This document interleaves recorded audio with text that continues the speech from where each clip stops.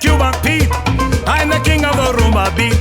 When I play the maracas, I go chick, chiggy, boom, chick, chiggy, boom.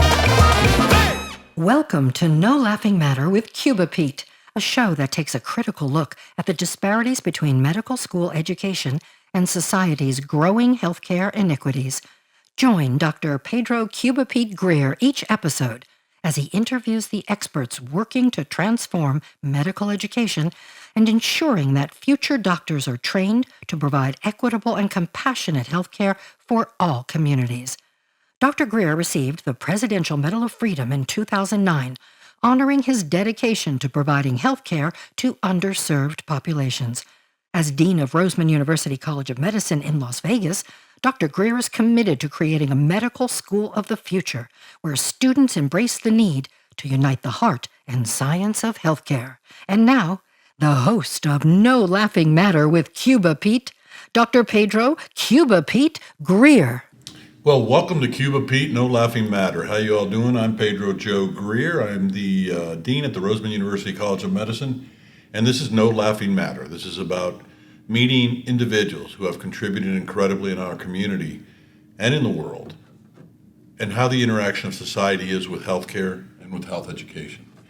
Today we are incredibly honored to have José Gomez, known as DRIX. Yes, sir. How'd you come up with that name? Back in 6th grade. Really? Yeah. Skateboarding and doing graffiti. The most hated kind of artwork. But now most appreciated. More, yeah. You know, it was like. Well, you had to break it in. Yeah. That's one way that I got my artistic views out. Yeah. There you go. And a native Las Vegan. Yes. Correct? Yes, sir. Who also is a barber at LXVE. Or do you pronounce Yes, that sir. some way? Love. Love? LXVE, we couldn't trademark love. So. You couldn't say. Yeah. You trademarked that one. Mm-hmm. Sounds good. And he has his own company, DRIX LLC. Yes, sir. You're a multifaceted artist and entrepreneur, and we know that for a personal reason. He is the one that designed and wrapped one of our cars with the theme of technology. Yes, sir. That we will show it to you. We'll get a picture on here. And the work is beautiful. This is an incredibly talented individual who's a multifaceted artist and entrepreneur who is the creative director of UNAPLGTIC. Mm-hmm. Now, that's what you do your abstract street art, what we used to call graffiti. Yeah. What do you mean? The work you do on the streets. Yeah, that's where I got my influence from. Like, it was just part of the culture, you know, like skateboarding kind of incorporates with like street art, you know. Well, there's this wonderful tour that we took about 8 years ago in London called the Unofficial Tour of London Art. And it's seeing all their street art. Oh, yeah. And which was fantastic because they had not just art on the walls, but they'd have street sculptures. Oh, yeah. I can only imagine that London is really influenced by art. Well, you guys did an incredible job. So how did you get into this? You told me at 6 years old you're doing graffiti. 4th grade. 4th grade, okay. 4th grade, I was drawing it out. 6th grade, I started putting it on the streets. And then everybody started knowing me as DRIX, and they would call me DRIX. And I was like, stop calling me DRIX. But then, since I was cutting hair at the time, too, I was cutting hair at 13 years old. Oh, really? Yeah, I've been cutting hair for a while. It's grown on me a lot, you know. It's Not the hair, just the profession. yeah, the profession, you know, I'm just kidding. the you know, like being able to connect with people, being able to just, you know, network, and also helping people, you know, get through their day. I mean, you change their image, you know, so it's like they feel more positive, they feel better about themselves. So it's something that I love to be involved with. And you're right over here in Summerlin. Yeah, I'm right down the street from here. On Hualapai, right? Yep. And so, what's the exact address? It's 3700 South of Hualapai, Suite 108. 3700 Suite 108, Hualapai. You want a great haircut? That's where you go. Thank you. Now, it's also an incredily popular place to get a Yes. haircut. So call and get an appointment. Yes, sir. That's what I recommend. True? Yeah. Oh, yeah. We like to involve the Summerlin community. We like to also be involved with a lot of influencers and, you know, networking and going to different events, showing face, and, you know, just watching Vegas grow as it's going right now. And, you know, we got the Hollywood Studios getting built right here. Yeah. So we got a couple of the guys that are involved in that, going to the shop, and it's awesome. Even what you guys are doing with expanding the building, the campus all the way down the street. You're going to be right in front of me. That's right. I'm just walking across the street, Yeah. but I have to have an appointment. Okay. No, yeah, it's awesome seeing it grow, and then to that, like, Vegas has grown so much with the culture, because, you know, like, food, we have some of the best restaurants from everywhere. This is the best foodie town in the world, Yeah, by far. And it's growing up out here. This place was just a town, you know. Now it's like a city. And now it feels like a city. Now. And what high school did you go to? I went to Cheyenne High School. Yeah, I was over there in like Northwest area, and you know, it's cool. And you know, being involved in the art scene. Also, like, Vegas is pretty new to the art scene. Like, where there's like not really too many people that made it out of Vegas, right? Like, in the art world, compared to like LA, New York, you know, Miami. Yeah, but here you get to create it. Oh yeah, right here we are structuring it. Right. You know? So like everybody in the community is kind of like structuring that art scene, and, you know. How do you see the art scene here in 5 years? I see a lot more grown. I mean, like the arts district in Vegas has expanded pretty well, and I think they want to get it to the point where it connects to the Strip, because it's more on the downtown side. Yeah, but we got to get some of that art culture out here. Yeah, I feel On the like. west side, come on. Oh yeah, for real, we do need it out here in downtown Summerlin, and you know, we got some beautiful neighborhoods up here. You got the Summit, you got the Ridges, you got Red Rock Country Club, beautiful neighborhoods. It's awesome. The Ridges, that's the community for the financially gifted, right? Yeah, that is a pretty wealthy neighborhood. Yeah, that it is. Now, you and I share a couple of things. We're both married. Mm-hmm. We both have 2 kids. Yep. Mine are just way older than yours. And where'd you meet your wife? So I met my wife in 8th grade. 8th grade? Yeah. 8th grade. Yeah, we dated throughout high school. Just think that 2 years after he started doing graffiti. Yeah. Yeah, I was a little kid, and it's awesome, you know. Like, we have 2 beautiful kids now. And what are their names? Sebastian and Delilah. Beautiful names. Yeah, thank you. She, my son is 5, my daughter is 1, and he just started kindergarten, and you know, it's something that I love experiencing is being a parent. It's like every year is a new level of parenting. You know? Enjoy it, and also somebody asked my daughter one time at a Noche Buena party we were having. They said, "What is the greatest gift your father ever gave you?" And I'm thinking, I don't know, pay for her education. And what she said was, he gave me confidence. That's a nice one. So teach your kids to be confident. Let them know you're always going to be there. Okay, that's a good one. Especially that's deep. Especially when they become teenagers, because that's when they go through their most insecure period, like we did. Yeah. I feel like I haven't experienced it yet, but I can only imagine that's a lot of work. Just be there for them. Just remember, our parents thought we were different. Mm-hmm. They're going to be different than we were. Oh, 100%. You know? But different doesn't mean anything, but it could be really great. Yeah. Look at what you've done. It's gonna be like structurist, I guess you could say, like culture. So, which is your piece of art that you're most proudest of? The piece of art that everybody loves, which is crazy because as an artist, you never know when to finish your artwork. So it's an art piece that I have at the barber shop, and it's just an abstract piece. And everybody loves that one. And I always felt like I needed to add more art to it. Uh-huh. So I felt like it wasn't finished yet. But everybody was like, I'll buy that off of you right now. And I'm like, it's one of my originals, like, and it's one of my favorites. So, like, I love the way it is, but I love it now more than that. It's kind of weird that I see people like it. You know, I kind of like it the way it is. When you create art, it's you creating the art. You're creating the art so that we can enjoy it. Mm-hmm.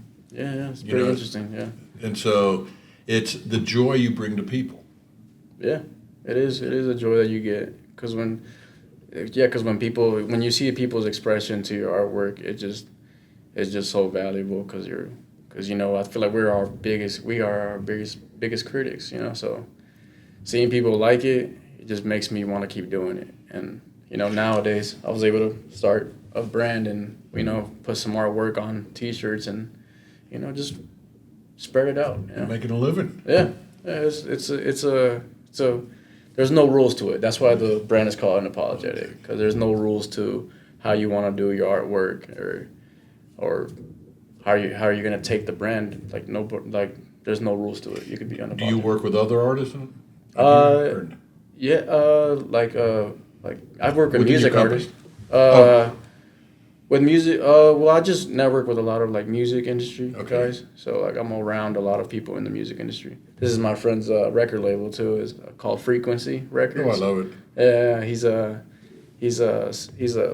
a nephew to.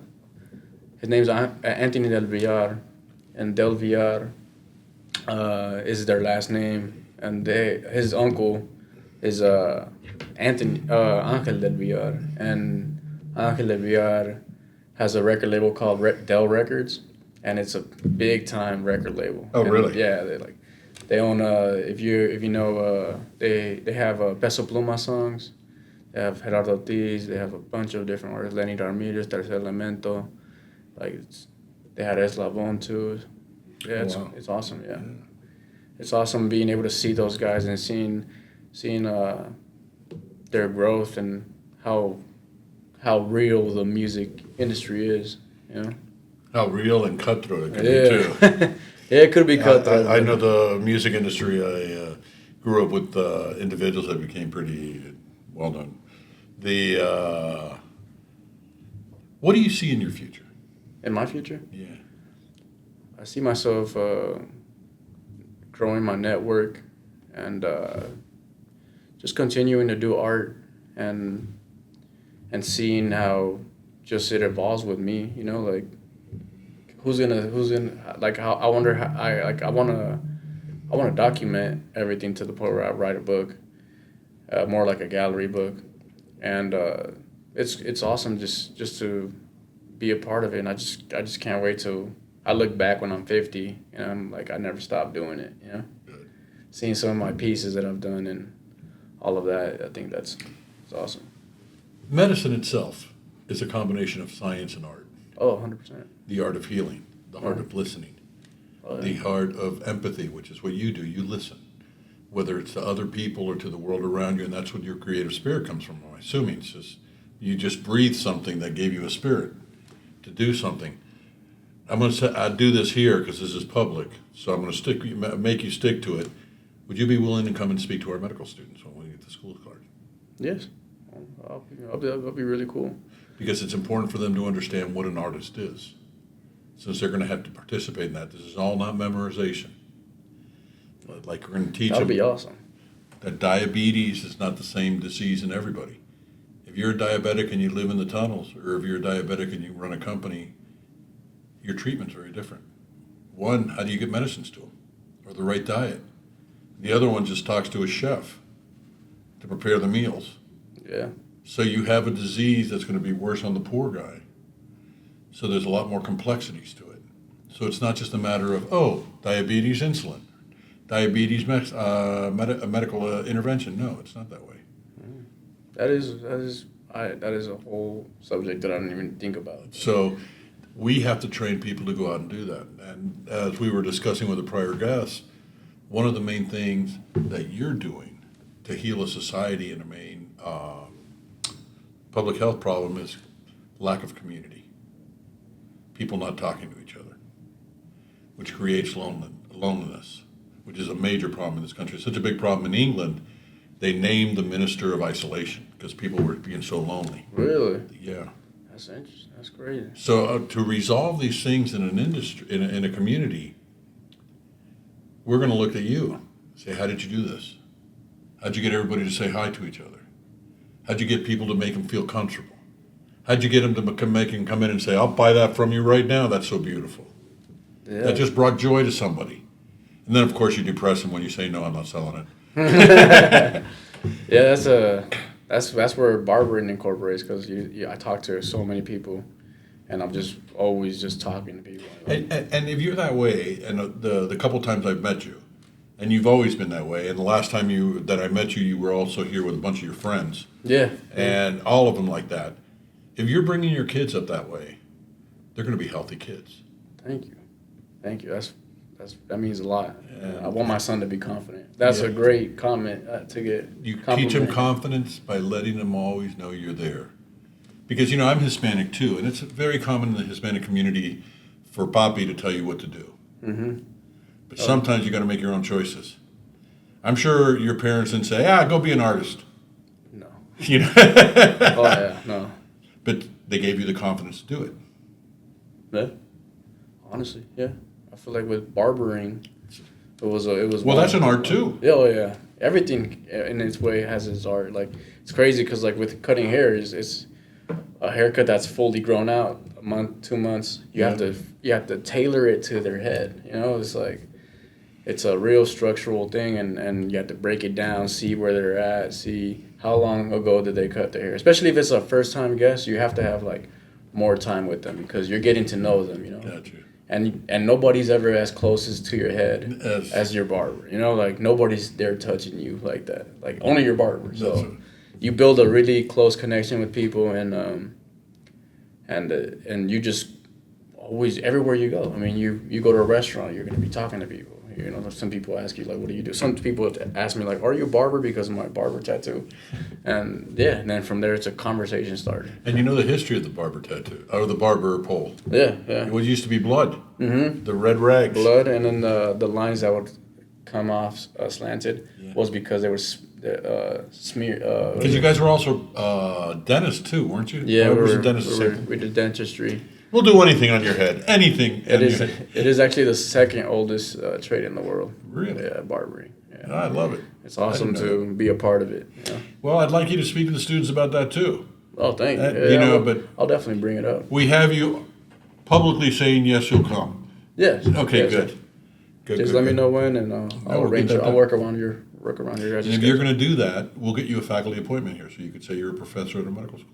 That'll be awesome. Isn't that be cool? That would be awesome. That's one thing I wish I would have done, is went to university for art. Guess what? You have 2 kids. They can do that. Hey, that's true. Some people like us, like me, I need university. Some people like you don't need them. Thank you. You have all the talent right there. Thank you very much. So, appreciate that makes it that way. DRIX, I'm going to call you Jose. You can call me Jose. Okay. However you want. Thank you for being here. Thank you for the artwork on the car. Most importantly, thank you for who you are. I appreciate that a lot. Thank you for the lessons that you teach us just by what you do, how you act, and the message that you have. The world is better because of you. That means a lot. And I know 2 little kids that are also better because of you. Your son and your daughter. So, I'm blessed. From Cuba Pete, we're going to say thank you, DRIX. But for those of us that know him, Jose. Thank you very much. Let's make this world better. Let's listen to people like DRIX. And just go out there, just smile, just say hi. Be about community. Let's just make Vegas the best place in the world to live. If you enjoyed today's podcast, please subscribe, like, and comment on your favorite podcast platform. If you'd like to support the groundbreaking work that Dr. Greer is doing at the Roseman University College of Medicine, please donate at the link below. Thanks for tuning in to No Laughing Matter with Cuba Pete, as together we work to unite the heart and science of healthcare to serve all in our communities. See you next time.